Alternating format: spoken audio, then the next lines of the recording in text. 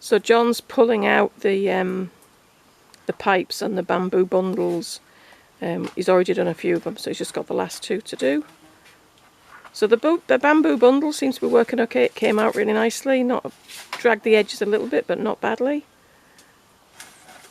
And there comes the last one. So this is what it looks like with the pipes out. Probably a bit hard to see, but there are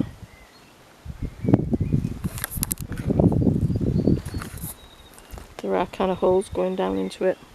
For watering, we've coiled up it's one of those soaker hoses that's the kind of rubbery ones that just oozes water through the pipe.